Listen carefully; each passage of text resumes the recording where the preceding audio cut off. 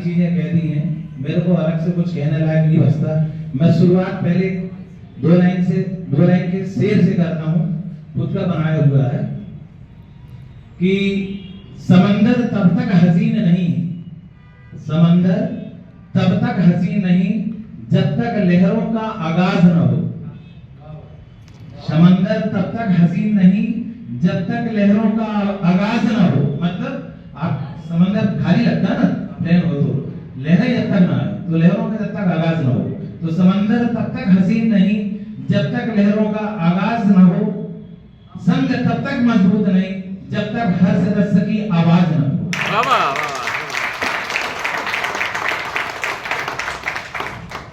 एक चीज ये सोचने वाली है,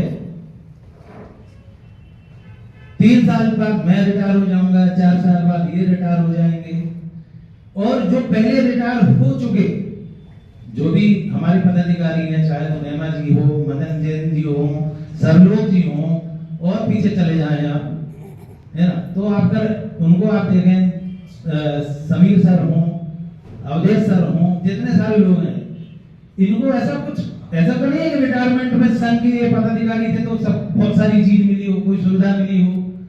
तो हम लोग आखिर संघ के लिए ऐसे हम लोग इतनी मेहनत कर रहे हैं। अभी जो है पिछले 3 दिन के कार्यक्रम में मेरे को याद है, हम लोग मंडला से कार्यक्रम करके निकले और रात में हम लोग 2 बजे शहडोल पहुंचे। हम लोग का तो ठीक है, समझ में आता है, लेकिन हमारे साथ साथ हमारी मुखिया, मुखिया, हमारी टीम स्वाभिमान की मुखिया और सारे सर्किल के पदाधिकारी, हमारे जो भी उम्मीदवार है, सबके साथ पूरी टीम रात के 2 बजे मैडम जो है शहडोल पहुंची। शहडोल से निकलने के बाद फिर हम शहडोल का कार्यक्रम करके, रीवा करके, कटनी करके कल रात के यहाँ आए। आखिर ऐसा क्या है? ऐसा इसलिए है कि हम लोगों की इतनी नौकरी हो गई है और हम लोग संघ से इतने समय से जुड़े हैं, संघ से कुछ मिलना नहीं है, लेकिन जिससे हम कनेक्टेड रहते हैं उसके साथ एक जो विश्वास और एक आस्था बन जाती है। इतने सालों से हमारी संघ के साथ आस्था है। मैं खुद कभी संघ के, मेरे को ऐसा नहीं लगता कि मेरे को कभी संघ के पास या पदाधिकारी के पास जाके अपने निजी कामों के लिए कहना पड़ा कि सर मेरा ट्रांसफर या मेरी ये समस्या है। लेकिन मेरे को पता है कि जिस दिन आदमी, कोई एक आदमी, एक आम सदस्य मेरा परेशान होगा, उसकी पीठ में पीछे से हाथ रखने के लिए अगर मैं आगे भी नहीं बढ़ूंगा तो मेरा जो संघ है वो पीछे से पीठ में उसके हाथ रखे। संघ किसी का नहीं है, संघ सभी का है। 7029 जो हमारे मेंबर हैं उनका है, और इस संघ का इतना बड़ा कंट्रीब्यूशन होता है, एक सदस्य का 300 रुपए कटता है। हर महीने आपका 300 रुपए जाता ना, तो 7000 मेंबर है, 7000 मेंबर का महीने में 21 लाख रुपए जाता है। साल में जो आपका कलेक्शन होता है 2.5 करोड़ के आसपास होता है। उस 2.5 करोड़ का संघ में क्या हो रहा है किसी को कुछ नहीं पता। हमने जो मैनिफेस्टो बनाया है टीम स्वाभिमान का, ये हमें बहुत पसंद आया।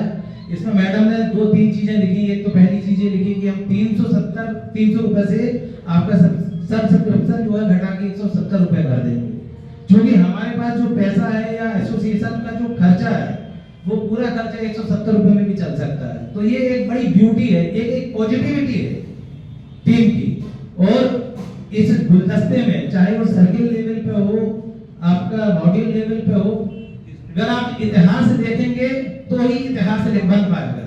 आप सबके इतिहास को आप देखें, आप मेरा इतिहास देखें, मैडम का इतिहास देखें, गोविंद सर का इतिहास देखें, या हमारे जो भी और भी पदाधिकारी हैं, चाहे वो धीरज कोस्टा हो, सचिन हो, हमारे गौरव भाई हो, जितने भी हमारे हैं, ये सारे लोग कहीं ना कहीं सब काम करके जो है ऑपरेशनल लेवल से आए हुए हैं, सब भीगे हुए लोग हैं।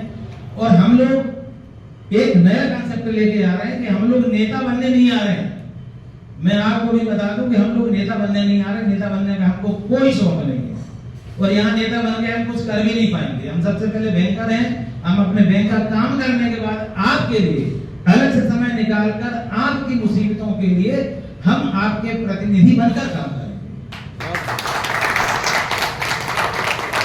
हम नेता बनने काम नहीं करेंगे। तो ये हमारी भावना है, ये हमारी टीम की ब्यूटी है, ये हमारी टीम की यूएसपी है। हम लोग सब प्रबुद्ध वर्ग के लोग हैं, सारे बैंकर सुबह से लेकर शाम तक पब्लिक डीलिंग पे लगे रहते हैं, इतने चेहरे पढ़ते हैं। हम लोग ऐसे लोग नहीं हैं, हम लोग सब ऑपरेशनल के आदमी हैं पब्लिक के साथ डीलिंग करते हैं तो हमें चेहरों की हकीकत समझ में आती है। तो इसलिए मेरा एक निवेदन है और कि जब आप 23 तारीख को वोट करें तो एक बार देखें जरूर। हम जब 5 रुपए का 10 रुपए का किराना लेते हैं, सब्जी लेते हैं, तो भी हम जो है तोल मोल करते हैं, अरे ये सब्जी सही है कि नहीं है, मूली सही है कि नहीं है। जब सब कुछ हम करते हैं तो हमारी ये भी ड्यूटी है कि जिसको आप चुन के भेज रहे हैं 3 साल के लिए, वो आदमी सही होना चाहिए ना। और जब तक आपका हेड सही नहीं होगा, आपका टेल सही नहीं हो सकता। मैं हमेशा एक चीज कोट करते रहता हूँ, एक चौपाई कोट करते रहता हूँ तुलसीदास जी की। वो एक्चुअली मेरे को बहुत इंस्पायर करती है वो चौपाई। मैं उस पर नहीं जाता, मैं उस पर ये जाता हूँ कि मुखिया मुख सो चाहिए, तुलसीदास जी की चौपाई कि खान पान को है पाले पोसे सगा रंग तुलसी सहित दिवे। कि जो मुखिया है जैसे मुंह के समान होना चाहिए, खाता तो मुंह है लेकिन ऐसा नहीं कि वो खाना मुंह अपने पास अपने पास रख लेता है। आप खाता मुंह है लेकिन डेवलपमेंट शरीर के हर पार्ट का होता है। तो जो मुखिया होता है, वो जो मुखिया है ना, अगर मुखिया आपका अच्छा होगा, अगर वो जो काम करेगा उसका असर आपके अंतिम मेंबर तक पहुंचेगा।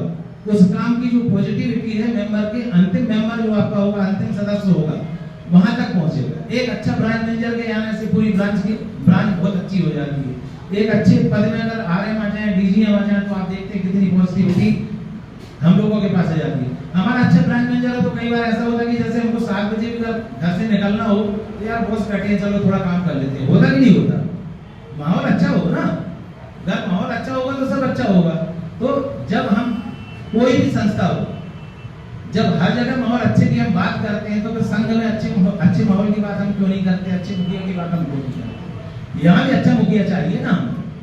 तो आपने लगभग 30 से 40 से 45 मिनट मैडम की आपने एनर्जी देखी है, उसी एनर्जी को हमने पहले भी देखी।